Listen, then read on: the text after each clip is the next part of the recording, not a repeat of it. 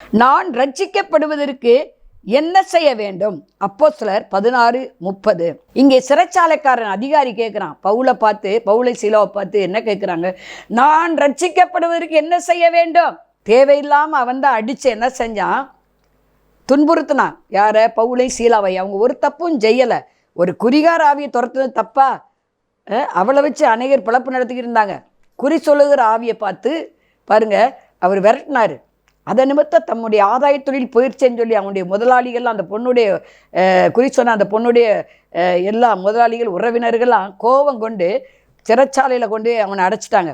அதாவது போலீஸ்கிட்ட சொல்லி சிறைச்சாலையில் கொண்டு என்ன செஞ்சா, அடித்து துன்புறுத்தி கொண்டு தொழுமரத்தில் கட்டி தலைகீழாக தொங்க விட்டு அவங்கள அடித்து துன்புறுத்தினாங்க. அதுக்கு காரணம் சிறைச்சாலை அதிகாரி. பாருங்கள், சிறைச்சாலையில் என்ன வேணாலும் பண்ணலாமா? அவன் செஞ்சது தப்பா இல்லையா? தப்பு.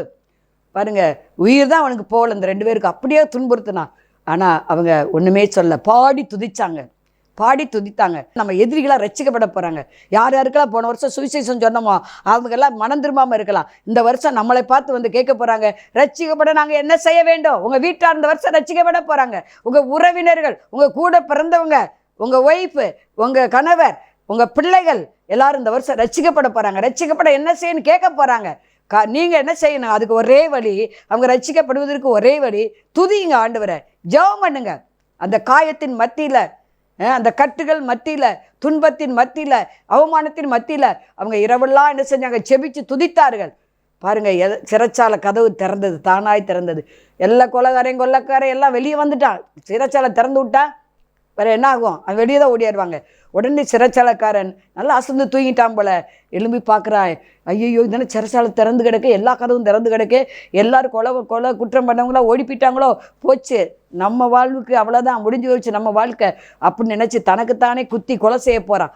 அப்போ தான் பவுல் சொல்கிறாரு, உனக்கு ஒன்றும் தீங்கு செய்யாத, நாங்கள் இங்கே தான் இருக்கிறோம். உடனே அவன் அவமானப்பட்டு வேதனைப்பட்டு துக்கப்பட்டு அவங்களே கேட்குறான், ரட்சிக்கப்பட என்ன செய்ய வேண்டும்? அவனும் அவன் வீட்டாரும் ரட்சிக்கப்பட்டு என்ன பண்ணாங்க? வேத வசனத்தை கேட்டு மிகுந்த சந்தோஷம் அடைஞ்சாங்களாம். உங்களுக்கு அனுகூலமாக வரப்போகிறாங்க. உங்கள் கூட பிறந்த சௌரி சொத்துக்காக சண்டை போட்டுக்கலாம். இந்த வருஷம் ரட்சிக்கப்பட்டு உங்களுக்கு அனுகூலமாக வருவாங்க.